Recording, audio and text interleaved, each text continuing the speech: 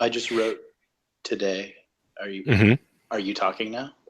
We're recording, but you can say what you wrote today. I just wrote a massive fleet battle scene in which these three fighters attack one of the battleships, and they do the the Luke Skywalker thing where they're like, "We can't go in at that speed; it's too fast." And then, like, I proved that why you can't go in at that speed; it's too fast. Famous last words now. Yeah, it's just kind of fun. Nice. Like, like, it's kind of fun when you're writing a really big book is that not everything is heroic. So you should do the intro now that, like, and we should cut this part out of the podcast so that we should tell everybody this. This is good. We should. So with that, welcome to the Galaxy's Edge Subscriber First podcast. I'm Jason Ansbach, co-author of the Galaxy's Edge books, and with me is Nick Cole. Dun, dun, dun, dun, dun, dun, dun, dun, dun, dun, dun, dun. I didn't get music, but you did. We should make typical. I know a composer. We could have our own Galaxy's Edge theme scored. Which, if we start doing video podcasts from our brand new website,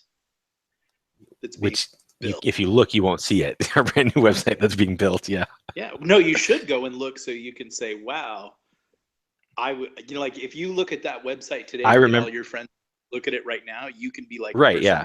It's like, I remember when MTV showed music videos. Mm-hmm. Right. You can say, I remember when GalacticOutlaws.com was something that Jason and Nick built, kind of tinkering in their garages before professionals came in. Exactly. You can have that Bill Gates moment, and you can have it now with just one click. GalacticOutlaws.com. Right. See it while it still looks professional. But in about a month, it's going to be super slick, and it's going to have all kinds of extra content and artwork and secret features. And I even asked for a living galaxy to be in the background, but that was snorted at by both the people I asked, so I don't know if I'll get it.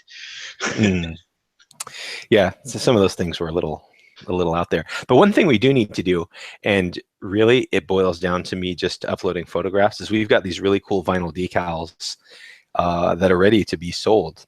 Yes. And we've sent some off to a few people that have won no prizes from us. But I guess it's a prize if it's not empty, but we need to get that up there because the decals that our friend Sean did, who's also a subscriber, are they're so awesome. They're going to put them on their guns. Are you going to trucks? That's what I was thinking. Guns and trucks, and that's really what I'd like to have photos of. Yes. And maybe the old Legion tattoo. What do you think? I am against tattoos generally, just because well, you have to ask yourself, you have 7 kids, which one would you gamble the tattoo on? Like, who are you the least optimistic for? And then get that one a tattoo. Right. Give that one a tattoo. Okay. right on the neck. Because that one's coming. and even though you love all your children, you know. There's going to be the one with the tattoo sleeve, the one that becomes a ranger, most likely. Exactly. Or a youth minister. Yeah, well, it depends on what denomination, I think. Hey, evangelicals, we tattoo. All our pastors have tattoos. Now it's like you're not a real pastor if you don't. Oh, definitely. You've got to have a Bible verse tattooed on your arm so that people can know that, sure, you love God, but you're also hip. Yeah, exactly. But in the early 2000s, you were a true youth minister if you had the leather armbands. And the leather armbands and the tribal tattoo, but hidden because people might object. Yes, but now you can have John 3:16 tattooed, and Right. So you know what we were actually going to talk about instead of this was reviewing our launches, and we should do that. Right. Okay. So since I think it's been a little bit of time since we put our podcast up, and that is because life went from optimistic and fun to fun but insanely busy overnight because of what happened to Legionnaire. Right. So we launched that book June 13th, and it sold a ton of copies in 15 days, and then it sold a ton of copies through July, and so far in August it's still selling a ton of copies. Yep. And neither one of us expected this. Nope. How come you're not? Usually you're very talkative. I know, but today I thought I would try minimalism and see how that worked. Oh, okay. I'll let the silence do the heavy lifting. And here we go. Pull the Cupid doll's string, and here we go. No, everything just absolutely. I mean, everybody obviously who listens to this podcast knows, but you may not. You may actually just read the books and dig what's going on and think, oh, Jason and Nick are doing their nice little thing. Absolutely not. This book, and we are absolutely, but there was actually much more going on. Our plan for this whole series had actually been to not really hit it big until book 5 and to actually operate at a loss. But instead, Legionnaire went like through the freaking roof. Yeah. It maxed out all our expectations. Like even other major science fiction authors came to us and said, you're off the charts. Like we can't even measure your metric now. And then we got some deals. Some people approached us, one about a game, 2 about audiobooks, and we got some foreign rights interests. But all that's fun and dandy. But our biggest concern is to fly the airplane. That's what they say in aviation. You can get concerned about all kinds of other stuff, but your primary job is to fly the aircraft. And so for Jason and I, that is just writing, and trying not to sort of get distracted by people who are like, hey, we want to draft on this opportunity, or we want you to be in. Like the big thing about success is once you get success, all these people kind of come around trying to draft on your success or to do something with you because you have mojo and all this kind of stuff. And that's fine and great. But if we don't continue to do what we faithfully committed to, which is to put out a book, in a pretty regular time fashion, which was 60 days. We've now dropped it to 30 days because we just feel like this is the moment. People want to read this stuff. We can do it. So we're actually, as we speak right now, working on book 4, even though book 3 isn't out. Right, which we have to do. Yeah, so I agree wholeheartedly. I didn't believe it when some of the people who had already seen big success in science fiction started reaching out.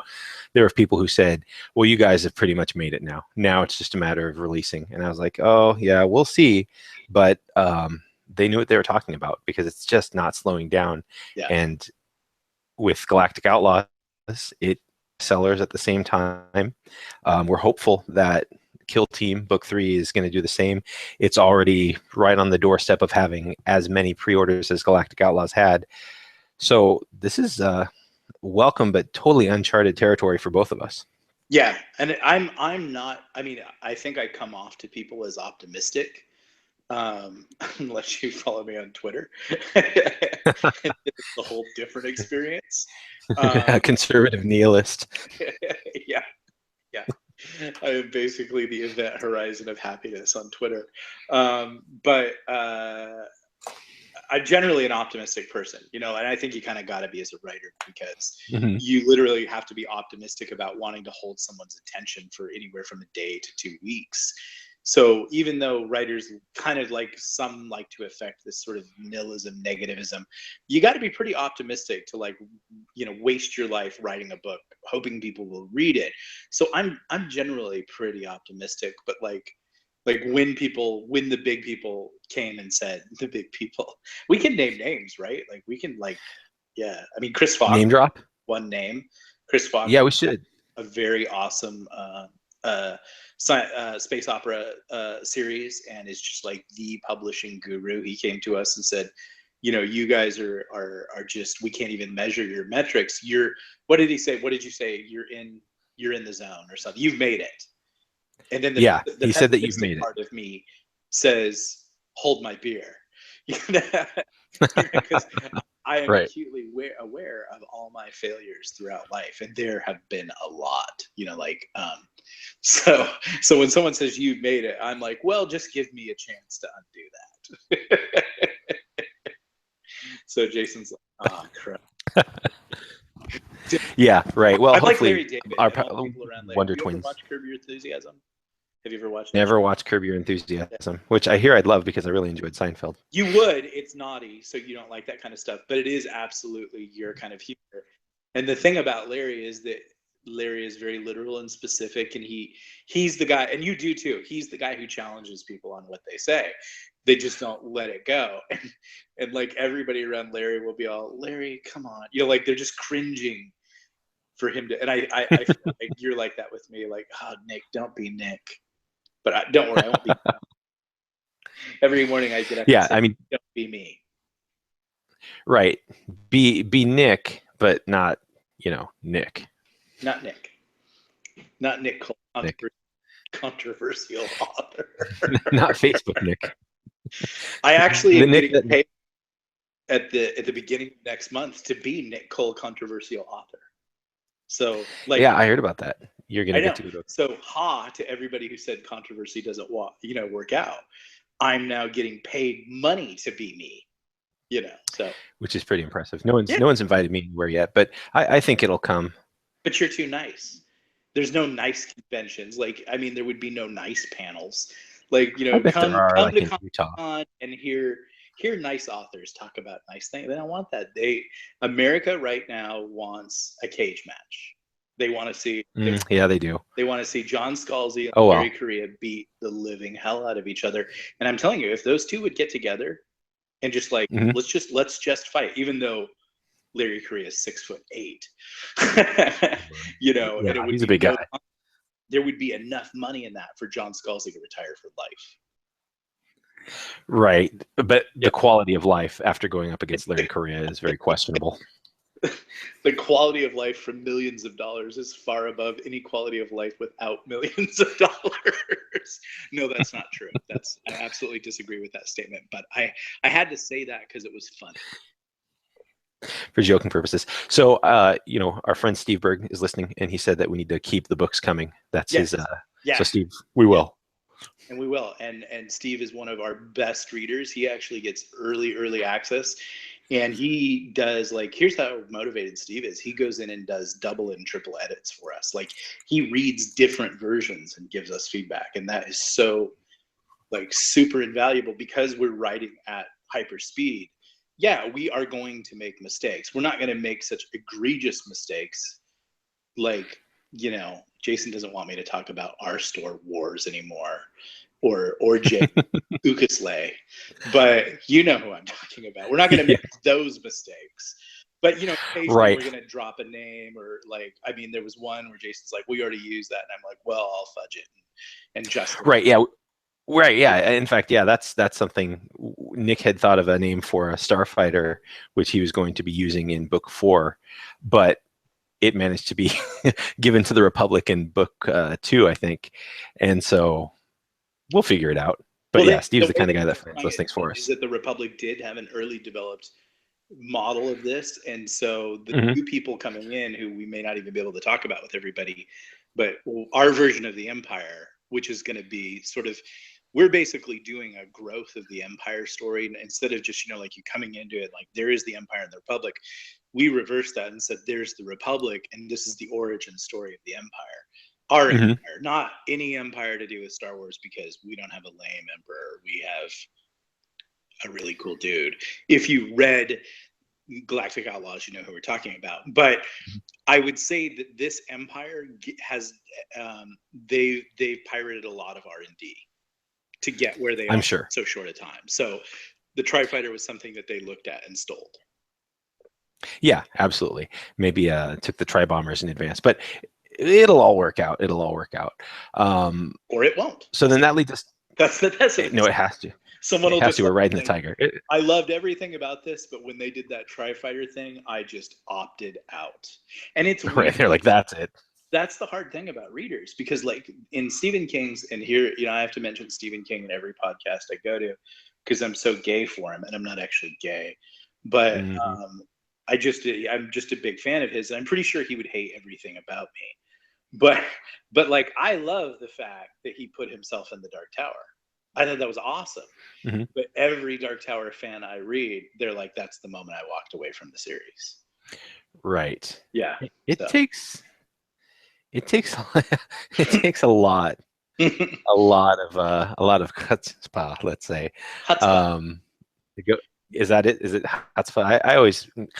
Things. You got it right. I mean, if you want to do my wife, who sings in Jewish temple once a year, would say. I think it's chutzpah. She would say chutzpah. I think. Oh, Yeah, but she's not. I'm not going to go. It's close enough. Well, she probably knows like to better say than I it's do. a pretty big matzo ball you're trying to float. Yeah, that's a good one. We were saying, oh yeah, to write ourselves into a book, it takes a certain level. We couldn't do it in this. I could do it in my weird series, just like Stephen King did it in his. But Sure. unless we were going to be the people that we were talking about down the road, Mm-hmm. which would be in the next series, the Savage Wars, then we could be in it, sure. But Right, yeah, I mean, no. like, I'm already in it. Like, I don't know. A lot of people don't know, but I mean, like, Rex is basically me. You know. Oh, I thought you were going to say Skriz. No. my wife is Chris. Like, my wife can tell you I have the worst reflexes in the entire world. Like, Mhm. I like people when I was in acting, like, we would do these not, like, so lame, but like, you do your spirit animal. Not that you had a spirit animal, it was weird, but like, you would do movement training, and you would put on these masks like Commedia dell'arte, and they would try to tell you, like, this is how you move like this animal. So of course every male actor is trying to walk like a panther, and every girl actor is trying to walk like a kitty cat, and like, I could not walk like anything but a bull. So one day I just learned to embrace that. You want the bull, you get the horns. That's my whole, as you've seen in certain business negotiations, I have two settings: laconically eating grass or goring you with the horns. Yeah, she might be listening. So we won't dredge those memories up again. Which brings us, as we move along, to another topic,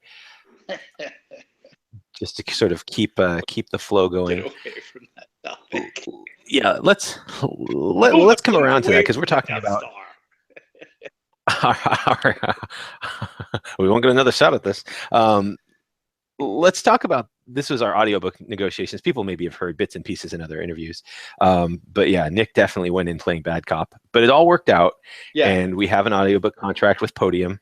Yeah. I didn't mean to be the bad cop. I was just like, here's what happens when you become wildly successful. It goes straight to your head. Like Daffy Duck. Remember how things would go straight to Daffy Duck's head? Like when in I'm Daffy Duck. Like, the power of like doing well and being justified is like, we win. Like, that just absolutely went straight to my head. And I just became aggressive for a few days in my negotiation strategies, only because I was trying to protect the property. And people have to know a little bit about my backstory, and that, like, I did make some bad publishing deals that I was like glued to for a long time. And literally I have to gnaw my arm off even this month to get out of one.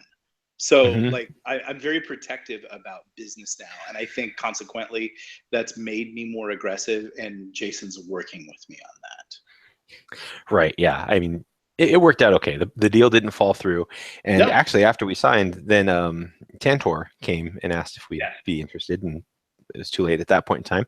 But so Podium Publishing is going to do the audiobook, and they have secured R.C. Bray, who is one of the top dogs in this genre.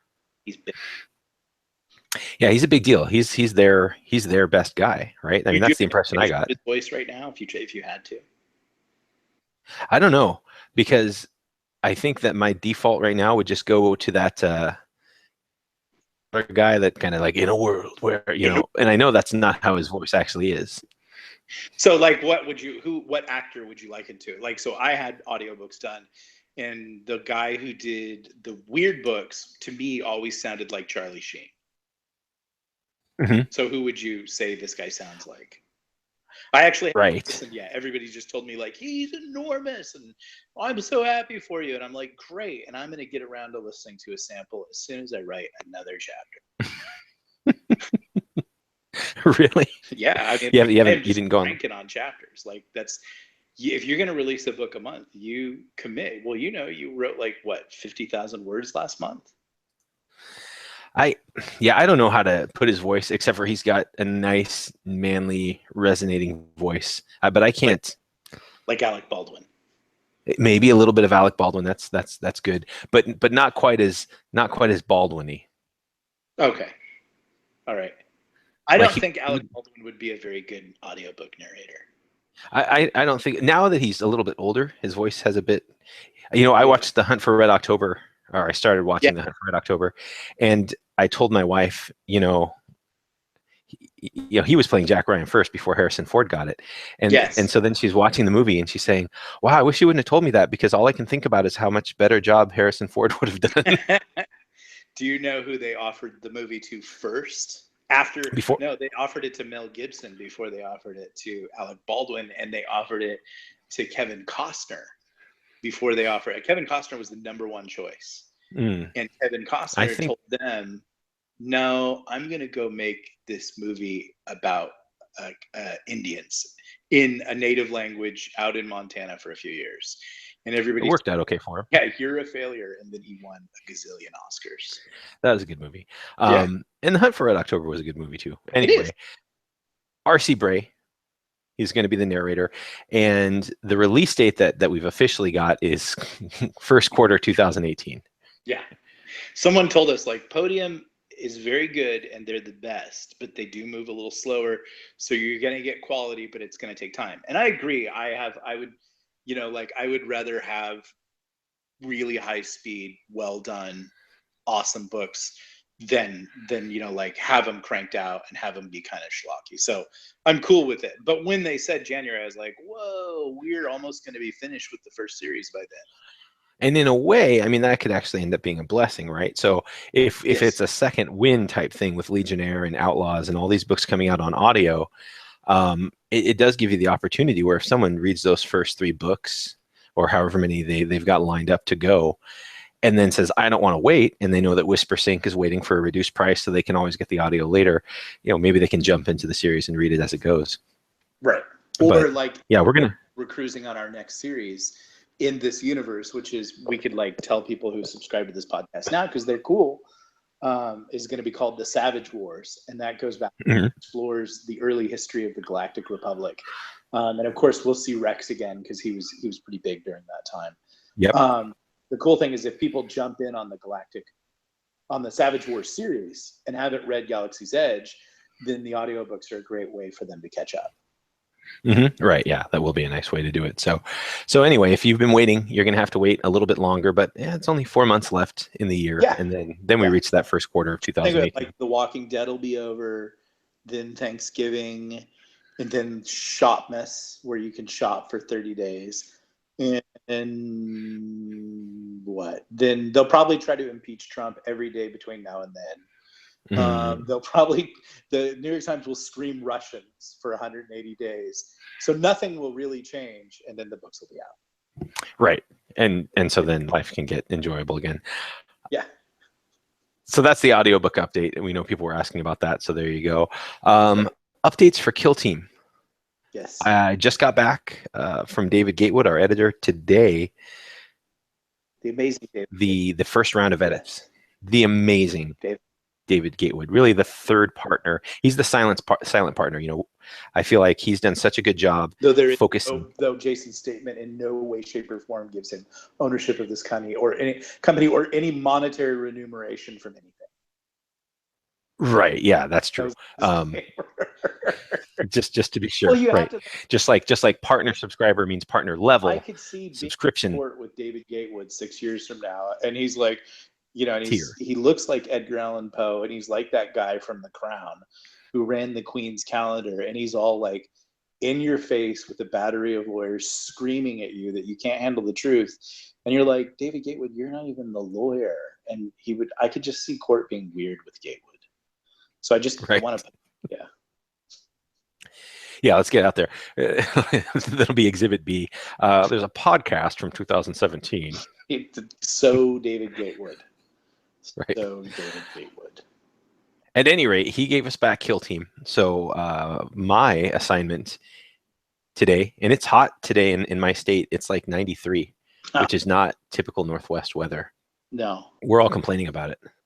Yes. Yeah. Well, I lived in the Northwest when I was in the Army for a long time. And this is about the time of the year. I mean, Washington is great, and it's not. I mean, you're still near the coast, and it's still nice. But yeah, I guess the humidity factor kind of makes it worse. And I mean, I kind of like it, but yeah, at any rate, it's hot. But I'm going to be spending my time this evening going over David's first round edits. And so what we do for you subscribers out there is we gave you kind of the first 7 just to get you right up to a certain point. Hopefully tonight we're going to send you the first round of edits. And so what this round is David goes through and catches the vast majority of missing letters and grammatical errors, and this makes no sense. Comments a lot of times really snarky, really just put downs, I guess, just to hurt our self-esteem. yeah. He leaves that throughout, and then we fix that as well. So we give you the version where we haven't addressed all David's comments, and we call that our beta version, but it's pretty much the story. Yeah. And then we have the super polished version, which then goes to you right before it goes to the rest of the public. But we're hopeful to get that to you tonight. The comment that hurt me the most in Galactic Outlaws was when he said writing isn't for everyone. Oh, yeah. Well, I laughed because it was one of your lines that he highlighted. So I think my reply was LOL. He doesn't realize I have a problem. I could relapse like that on a comment like that. It was uncalled for. I will pre-screen those comments. I'll be the sensitivity reader for David's editing comments, and then I'll send it on to you. He's a raging bull. You have to watch out. So that's coming for Kill Team, and we're right on schedule to get that released on August 13th. If you haven't seen the cover already, so everybody gets to well, read I mean, it you're tonight. just not checking your emails. Everybody gets to read Yeah, it. right. No pressure. Yep, yeah. I'll be sending it out to all the subscribers tonight. So they want to read it. This is a good one. No pressure on me to go through those changes and get it converted to Mobi and you should do it EPUB. like I do. I just like accept everything, walk away. But then how do you learn? The funny thing is the editors generally get mad at writers who fight with them over every change. But early in my publishing career, I just said, I'm going to accept 99% of all changes and hold my one change like for something that I really feel passionate about. So like David Gatewood's edited for me before, and he goes, I feel like you're just accepting everything I do. And like you're not even looking at things. I'm like, well, kind of. Now, see, I tend to accept about the same amount, but I go through line by line because I figure I can avoid this mistake in the future if I see it 29 times in one manuscript. I actually do too. That is a true thing that I actually do. Okay, good. Yeah. So I mean, I just like, like sometimes what I'm doing is I'm just like accept. I don't like fight over a lot of the stuff because he's right. But like the comments I definitely address. Right. Yeah, no, those are I try to be funny too. Right. No, that's important. That's actually one of the most fun things. And we've talked about this in the past. And this is actually a good segue into another thing we want to talk about. And that is what we can do for our subscribers to make them feel as appreciated as they are, because we appreciate our subscribers a ton. I don't think we've done any interviews where people have asked about our success where we have not specifically mentioned how important our subscribers were. Absolutely. So we're trying to think, all right, what can we do? The original deal, obviously, we're not going to change that. We're not going to pull, a Darth Vader on Cloud City. But we also, I think, are realizing that in the early days, it was really easy to say, hey, here's a couple chapters, and you could read it as it goes. Now, because we're writing a novel a month, it's sort of, hey, here's a 7 to 10 chapter download, and then later in the month, and now here's everything. Going and just saying the basis is a couple chapters a month doesn't necessarily have the same appeal unless we start bringing in some other content, Nick, wouldn't you think? Do I have to write that content? Yes. Okay. We're going to chain you to the desk and just have it. No, I think that, so we've been talking with some other authors about writing a series that it's not really a spin-off, is it, Nick? Would you call it a spin-off? No, it's more of an expanded universe, I would say. Right. So Nick came up with the idea of having an award called the Order of the Centurion. Yes. And this is Jason. This is the lead idea of Galaxy's Edge babies, and obviously that. I thought that was good. All the characters like Baby Rex, Baby Solus, Baby Keel, Baby Robbie, and then there's a nanny. Yeah, and they all live in a nursery. They all live in a nursery, and they use the power of imagination to explore the galaxy. So bad. That would sell no novels. Well, I thought it was more of a picture book kind of thing. Galaxy Age babies. Okay, so yes, we came up with the idea of Order of the Centurion, which is so the Legion is the primary focus of Galaxy's Edge, and you're going to understand why as the books progress, like why the Legion is so important. I would say, like, if you were thinking about Star Wars, the Jedi like are this constantly reoccurring theme that most people are probably tired of. Inside a very rich, living, vibrant, science fiction space opera universe where so many other stories could be told. And that's kind of like why Jason and I started this, is we wanted to tell all the other stories. And then we kind of got into the Legion. We really got passionate about it. So at the same time, we sort of wanted to use the Legion as sort of reflective of the soul of the universe, as in like the collective soul. Not that there's such a thing as a collective soul, but just the collective soul of like the battle of wills going on between two forces. And we kind of we embolize that within the Legion. So we wanted to expand the Legion and tell more stories than the stories that we're just telling. One, because people really liked Legionnaire so much, and what we wanted to do, like if you follow like certain authors like Nick Webb over at Kindle, or Hugh Howey, there are other writers that come and write in their universe, and those are called Kindle worlds. We're going to do our own Kindle worlds rather than do it with Kindle. And so basically what we've started is the Order of the Centurion. So the Order of the Centurion is the Legion's Medal of Honor. And basically about 99% of the people who get the Order of the Centurion get it posthumously. Right. It's like above and beyond is when someone gets just like the Medal of Honor. I think the statistics on the Medal of Honor are actually like about 80%, or 80% get it posthumously. So we're, a little higher than that, but we could fudge those numbers. Doesn't really matter. But so we just wanted to tell these sort of war stories centering around, this person who's getting the Order of the Centurion, and what happened, like what is the story of that battle, or that person, or however this person wants to tell it. And we developed an in-house author who is our lore master, Scott Washam, who he just was a really big early fan of this project, and he really wanted to participate. So we started him off being sort of our one of our first beta readers, and then we kind of he wanted to be the lore master, because the galaxy is so rich and so huge. We're trying to keep a database of everything we talk about, from rifles, equipment, ships, races, planets, all that kind of stuff. So Scott's handling that with a database management system, which we will probably transform into a GURP style D20, D100 role playing game. I don't know. So that'd be nice. Huh? What? That'd be cool. Yeah, that would be cool.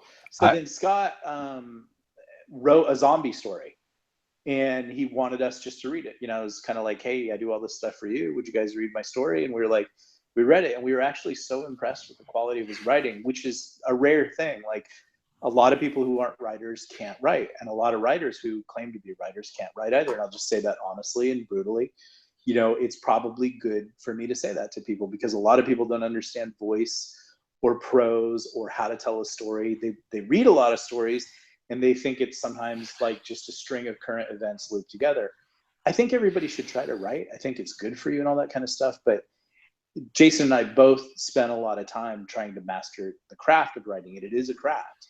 There are tricks to how you do it. There are schemes. So I say all that to say, we felt that we really identified those things in Scott. And so what we asked him to do was to come up with an Order of the Centurion story.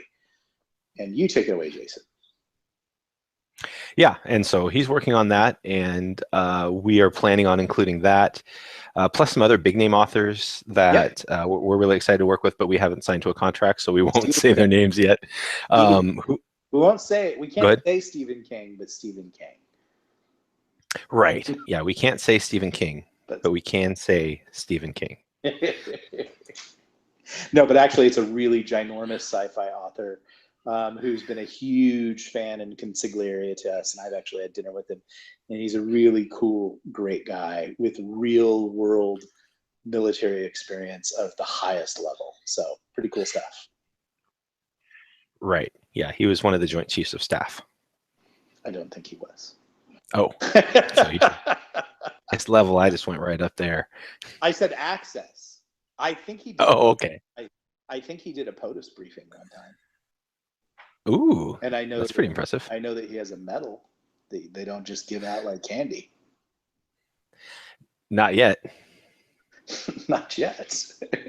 I mean, that's how you know when you get into like that kind of tinfoil, Soviet trouble area where everyone's got a chest full of glittering medals. Like the Korean generals, like where everybody, like they've literally got medals down their pant legs and they've never been with anybody. Exactly. They lift up their shoe to show you the medals pinned to the bottom of their soles. Yeah. The participation trophy. I think our society would go to the participation trophy at points. And our military has done that, but they're generally good at policing themselves. There were times where our military got carried away with giving people certain medals. Grenada was one of those times, but no, this guy's experience is real and pretty cool, and he's definitely heroic. Right, absolutely. So we're excited to have him. And someone just said MD Cooper does a good job. It was Steve. Yes, he does.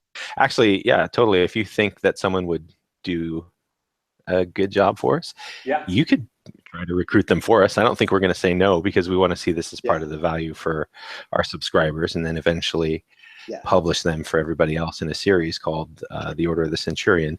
So that's coming.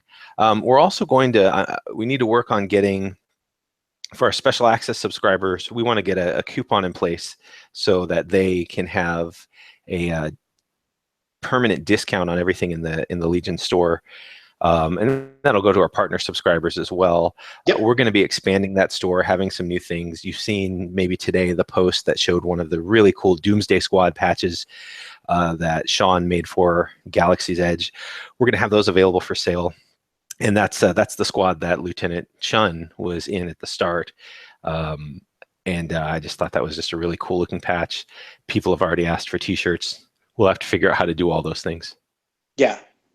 I think that there should be a lettering, like a name that goes with the sticker.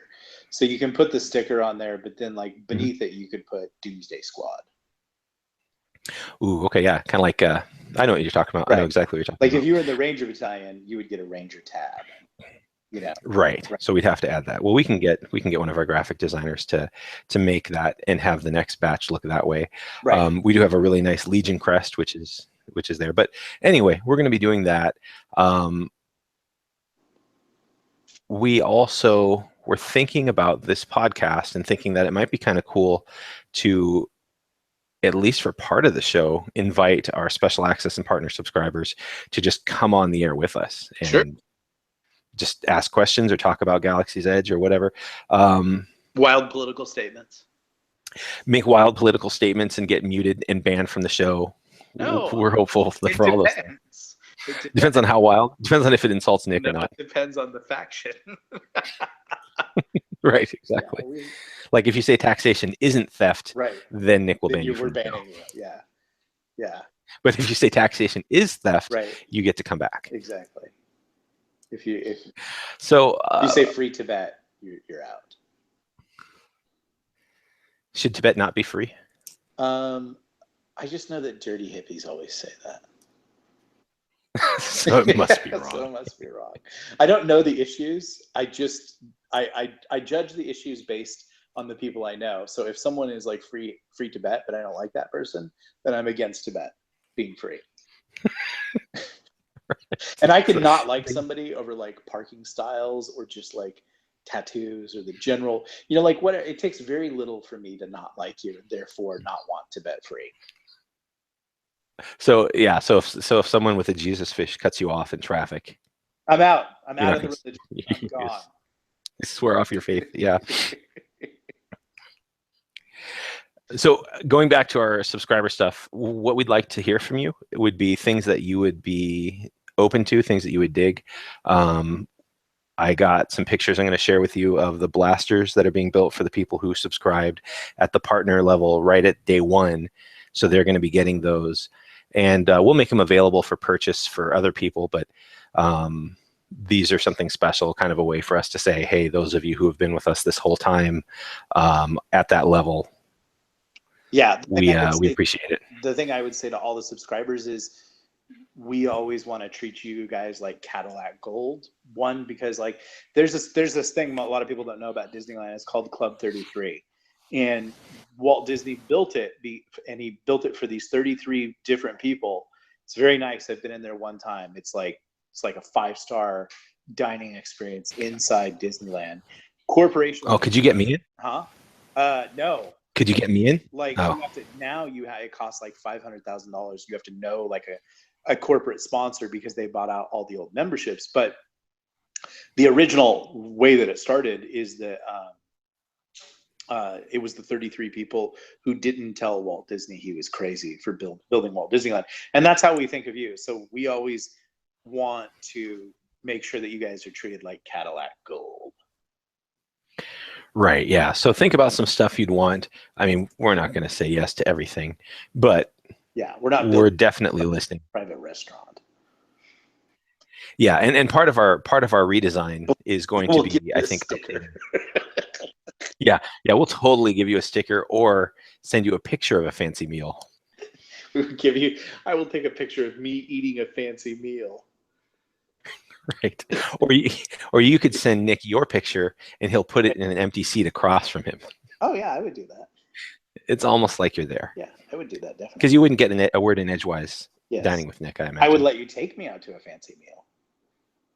Oh, that's true. Yeah, you can totally do that. Yeah. Next time you're in. So let us know about that. And we will have, I think, new subscriber levels coming with the launch of the new website, maybe before that. But we're not going to take any of the good stuff away. Like partner level subscribers are paying $10 a month and they're getting a signed copy of the book. And yeah, that operates at a loss, but you guys are worth it. And you were there for us at the beginning. We're not changing that for you. Right. Now, we might change it on the partner level who comes, a few months from now. Right. But for you, it's never changing. We're probably going to close that down eventually, but we'll never close it down for you.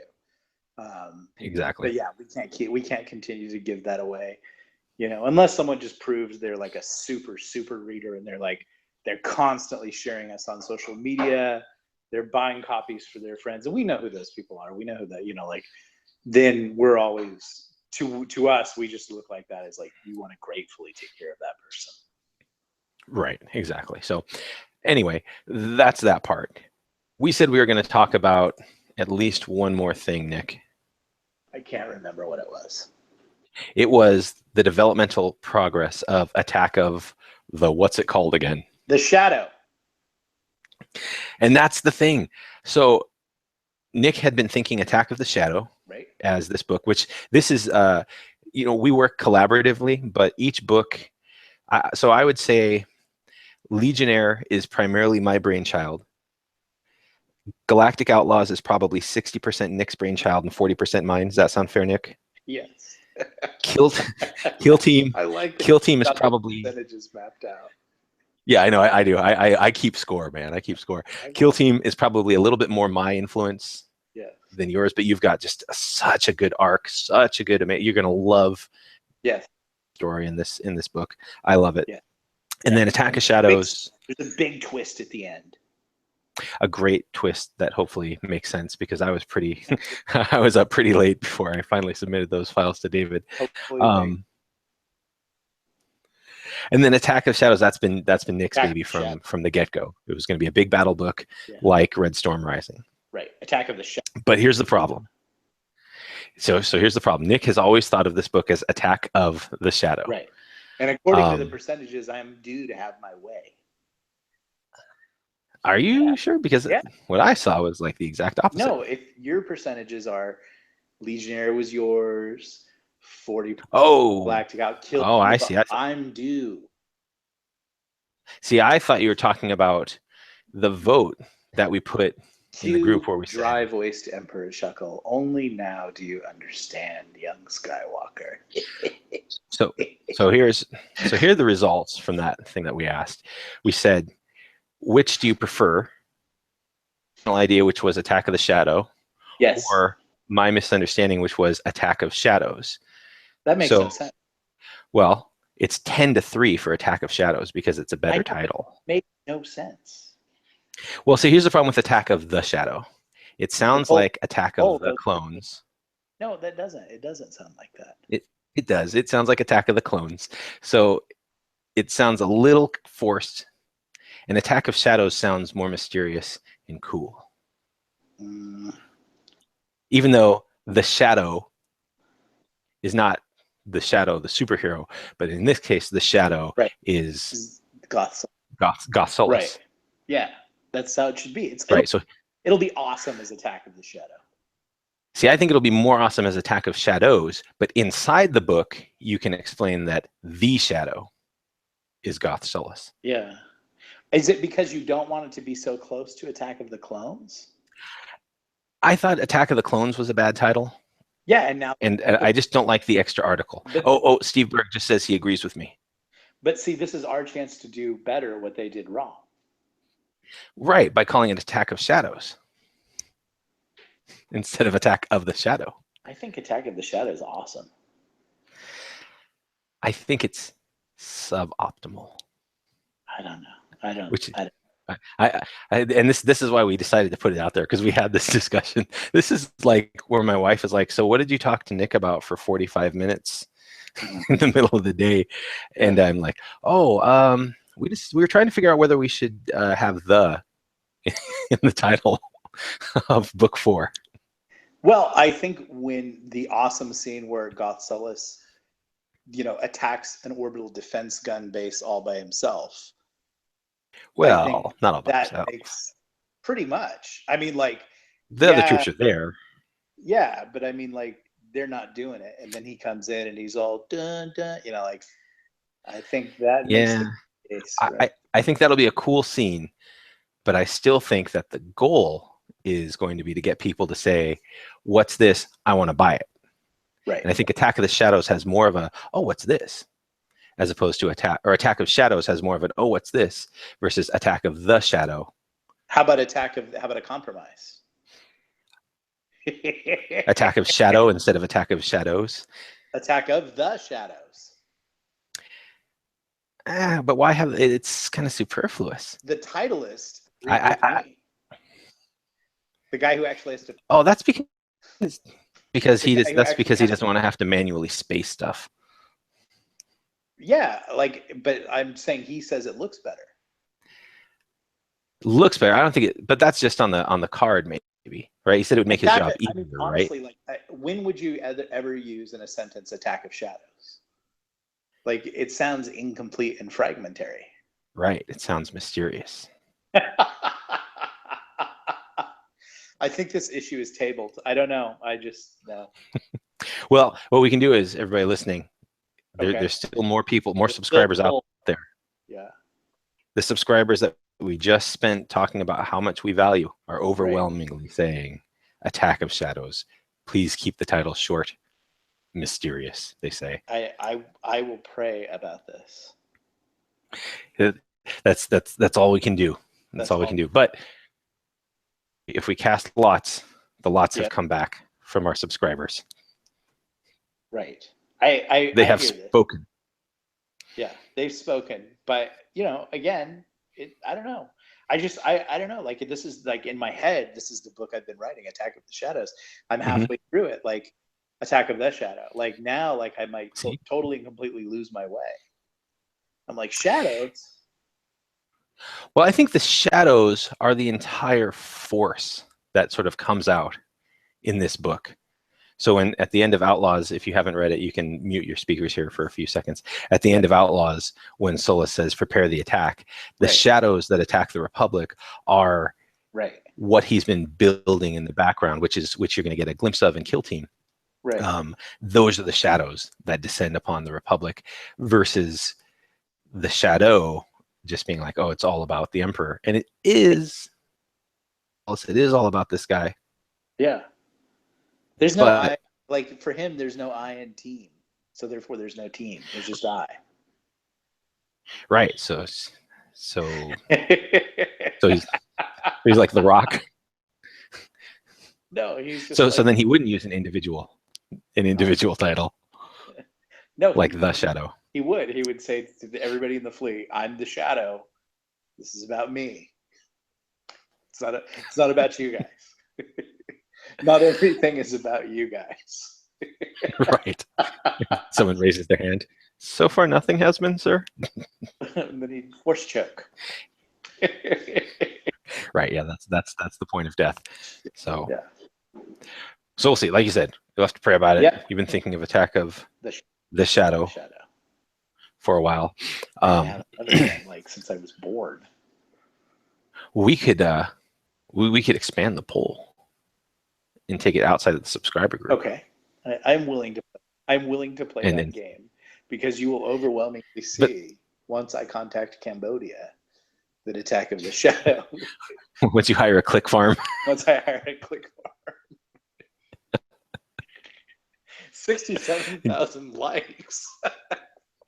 Right. You're like, that's crazy. Yeah. But they forget to vote. We're like, well, that didn't help.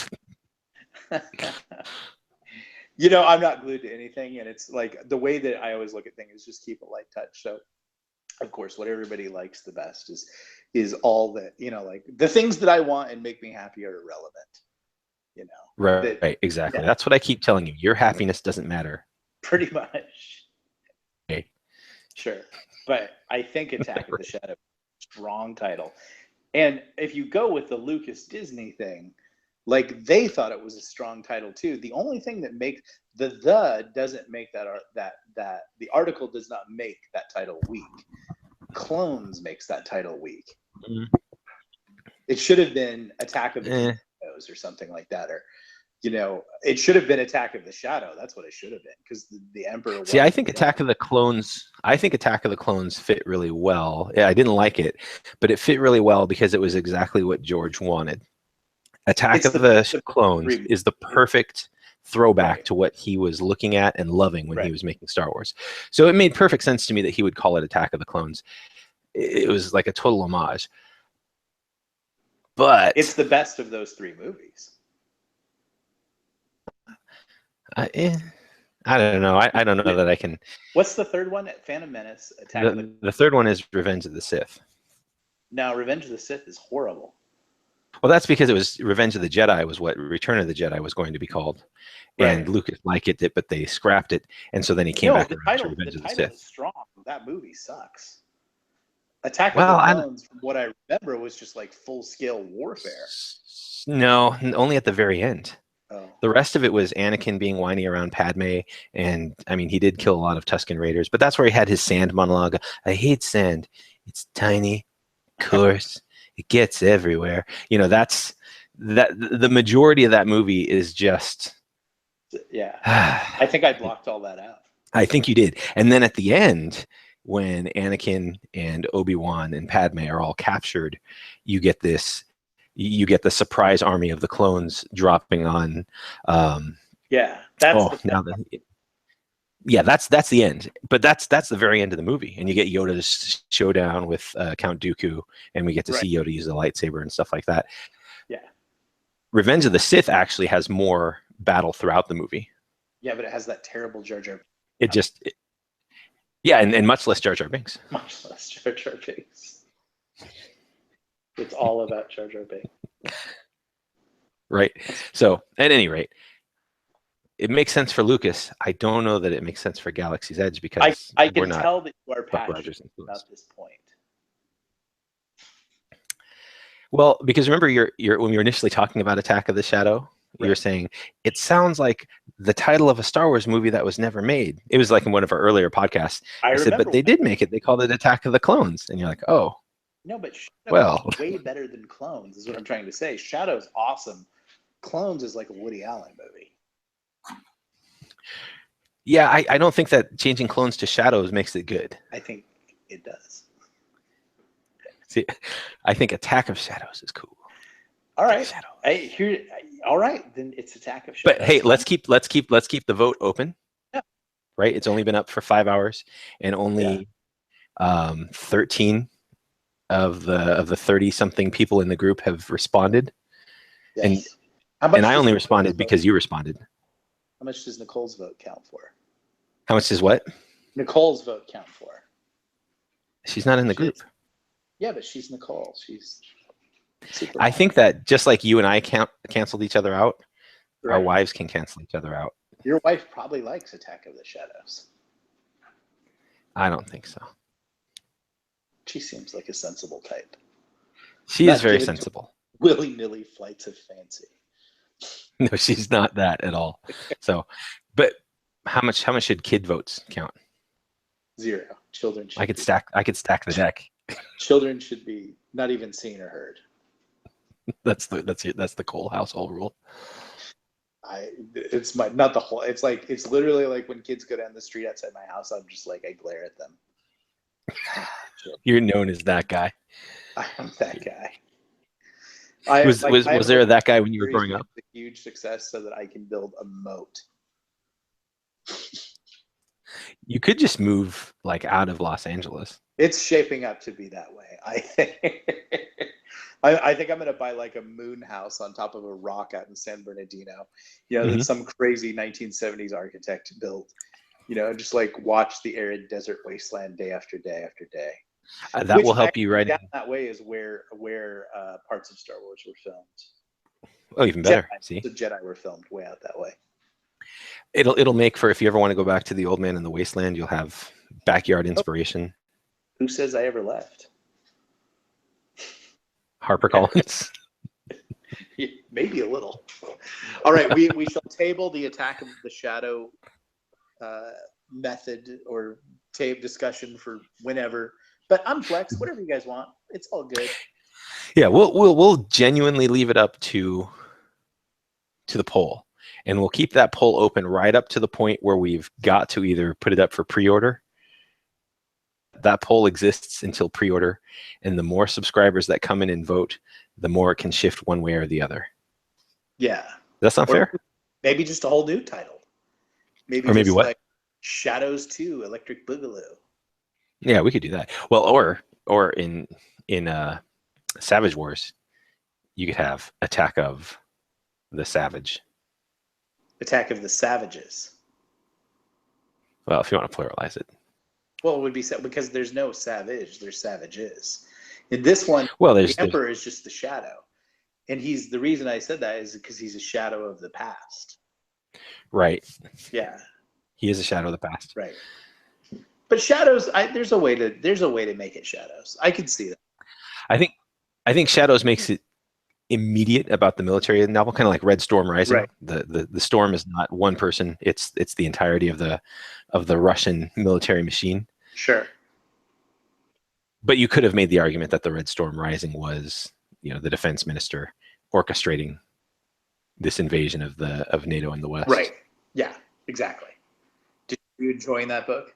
If you wanted to it, and it's put me on hold because I need to read Chris Fox's book on relaunching. I heard today from one of our subscribers that we get a name drop in Chris Fox's latest book. Hey, cool! We are now big time officially. We are big time. He I don't remember exactly what he said. Something about when we were talking to Chris about the blurb for Legionnaire. Oh, okay. But yeah, so we show up in the relaunch book. Cool. I need to read that because I got to relaunch a few books. Got to relaunch a bunch of books. Yeah. You got it. You got to get your books back. I've got to get my books back from HarperCollins, but then I have my other books I can relaunch, and then I have the third book of Soda Pop Soldier written, but I think I'm actually going to relaunch Control Alt Rule, relaunch Soda Pop Soldier, and relaunch launch the third book, which is called Pop Cult Warlord. Which is a cool name. I know. Maybe that. I like that name. Yes. Maybe we'll just steal it. Attack of the Shadow Warlord. You want to just add more, huh? Revenge of the Shadow. How about Revenge of the Shadow? Revenge of the Shadow. There's no revenge yet because it's not really about revenge. It's just about. I mean, right, yeah. I mean, if there was revenge to be had, we'd have to explain how it all came to be. There is revenge to be had, but that's a whole different arc. Right, exactly. That's when we get to see Rex again. Right. No, that would be Wraith. Right. Oh, Wraith, yeah. He has his own revenge, which hopefully he'll get. You can only have you don't want to be one of those series where everybody's getting revenge on everybody. Generally, one gets be getting revenge. You don't want to do like the Red Wedding of Galaxy's Edge? No, or I think of that. I mean, George R. R. Martin just ripped off like telenovelas. Everybody's getting revenge on everybody. No one. It's like, why are you guys all even family if you're all trying to shoot each other? Right. Well, I mean, because cliffhangers, ratings. Right. Sure. Right. No, it's a good way to write yourself out of problems. Well, let's kill this guy. Don't know what to do with that. Kill him. Exactly. Wink and say swerve.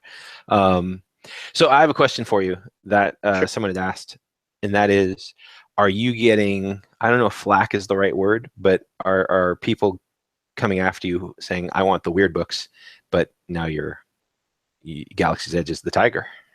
I am getting that. Yes, I am getting that. How are you going to deal with that? My goal is to finish the post-apocalyptic novel that I'm now going to. I've been writing Galaxy's Edge all day, so then I do this podcast, and now for the early evening, I go and I sit out in my garden, and I'm working on a post-apocalyptic novel called Anuma, and it's basically Thundar the Barbarian meets Gamma World kind of thing. And when I finish that, I will then be officially free of my commitments. And so this fall at some point, I'm going to pick up the Weird series and finish it. Yeah. That'll be good. How many more books do you have? I have 6 more. I have 8 more books. That is insane. Why? Just don't know how you write more than I do. Like you can put out more than I can, but that's just so many books to write. It almost feels like I feel burdened for you. No, it's all plotted. Like that's the easy thing. Like, and I don't plot a lot, but I thought before I go ahead and commit to 12 books, I'm gonna make sure I know where every book starts and ends and why it does that and what the end of the series is. So I kind of just there's points where I just want to tell everybody this is what the whole series is about, but I think it's just better if I kind of hold off and wait a little bit. But no, I totally know what everything is about, where it goes. It's very Lost style. Like if you ever looked at Lost arcs, it's just here's one person's story. Here's why they're a jerk. Now we're going to tell you why they're not a jerk. And so you kind of get to know people. There's basically you don't really know people till you know people.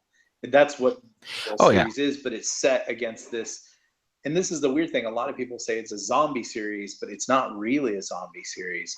It started off with zombies. Now it's moved into, I think in book 4, it was, it kind of had moved into Terminators and sort of ancient vampires. And it's got some other places to go, dragons and stuff like that. So it definitely actually gets more fantastical and time travel-y, but zombies was the first step. Right. Yeah. Right. Okay. Yeah.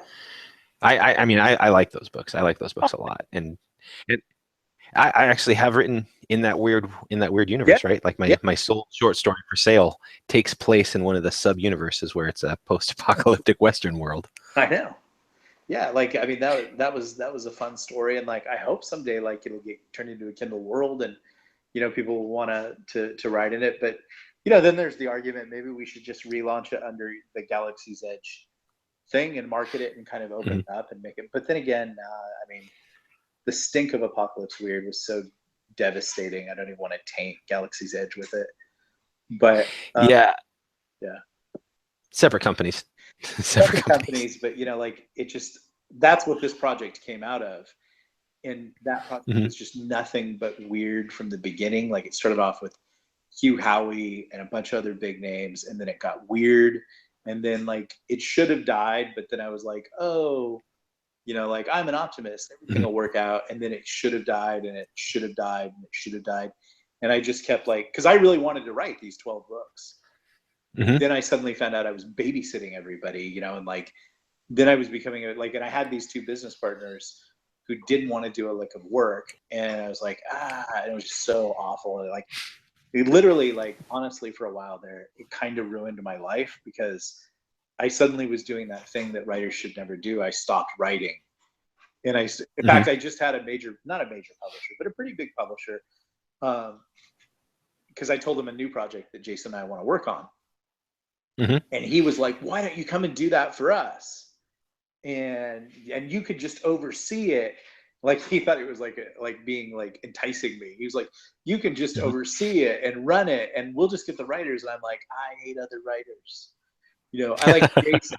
Jason's the only person I like. And I just really say that honestly, but generally a lot of other writers are really, really hard to work with. And then the worst thing that happens is success. Someone gets success and then that kind of ruins them, or someone else gets success and that kind of ruins everybody. And there's the problem with the internet and social media, or there are a lot of really hacky, nobody people who think because they have a big Twitter following that there's some sort of minor profit.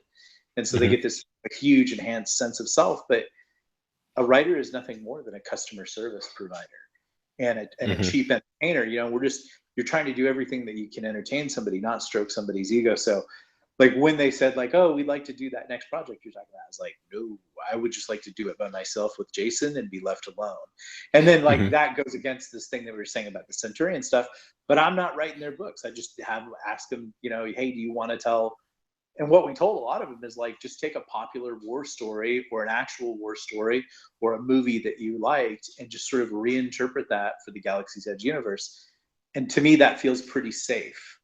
But with the other project, Apocalypse Weird, I had people wanting me to evaluate their writing and help them plan out their multi-book arc. And then they wouldn't get good sales because they didn't do any marketing and they had no name. And then they would blame me. And I was like, and taking no pay whatsoever, just doing this all for free. And so no, never again. Right. No, and I think that's a big change also, is the fact that we have seen such success with Legionnaire and Galactic Outlaws makes it so that we can say, hey, we can do this and put some good stuff out for our subscribers and hope that it turns into a good standalone series in the world. But we're not foregoing our ability to write the stories we want to write, which is what was happening with Apocalypse. It was like, hey, do you want to write another book? Right. Yeah. Well, there's no money to do it, so you're going to have to pay for it all yourself because we spent all the money on everything else. Yeah, it was badly. The weird thing is what we're doing right here, other people were doing, and they were having success, and we knew that this was the wave of the future, which was content over a short amount of period of time. But I think the mistake we made in Apocalypse Weird is we got too many pies in the finger, and too many fingers in the pie and not enough workers. And so I think a lot, you will always get people who just want you to make them a success without doing any work. And the writing the book is the minimum. That's the thing, Jason, and I can tell you, yeah, there's a lot of great books no one knows about. Galactic Outlaws and Legionnaire are not singular in any way, shape, or form.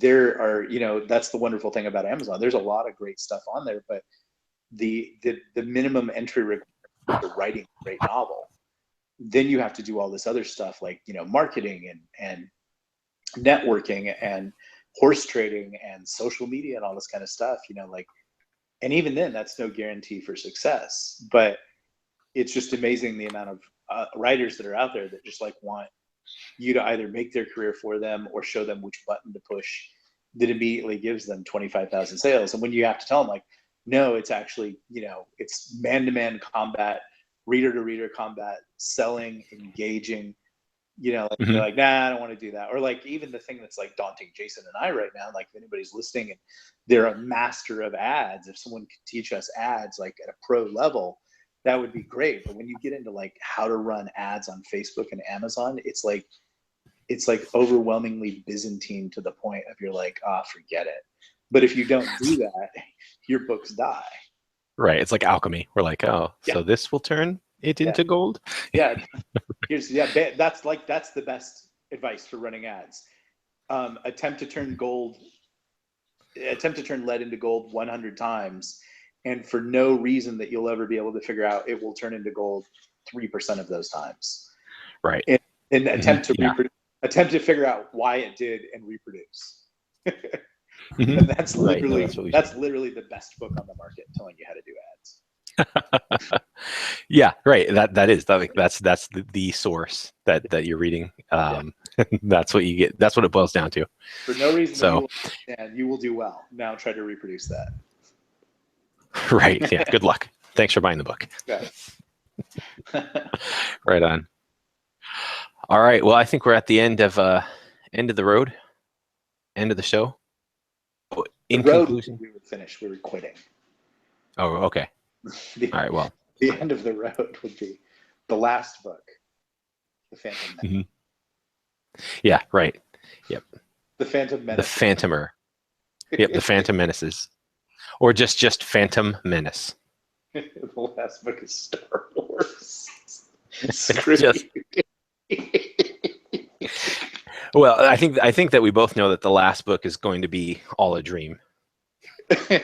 It's like Rex wakes up and he's not even a bounty hunter; he's an accountant. In Dallas, he's an oil man accountant in Dallas. Right, exactly. Honey, let me tell you about this dream I had, and then fade to black. Face.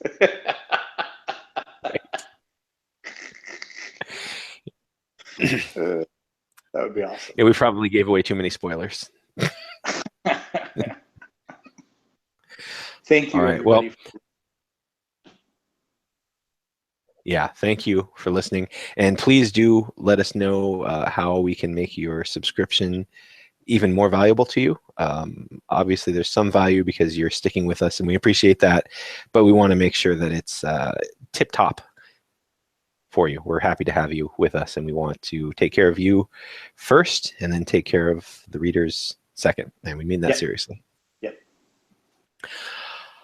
All right. Well, any parting wisdom, Nick? Because I have nothing.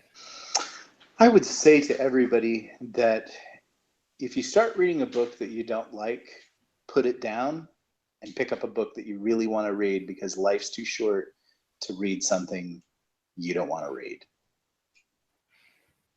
Mm-hmm. Unless it's our book, and then you should finish for page counts. Yeah, right. At least just click through to the end. That'd be great. Click through to the end, give us all the page counts, and then move on. All right. Thanks, everybody. Hopefully you'll see Kill Team tonight. I am going to be working on getting that to you. And if you haven't voted over on the Facebook page for Attack of Shadows or Attack of the Shadows, go ahead and vote, and leave a comment and explain to everybody else why they should vote the same as you.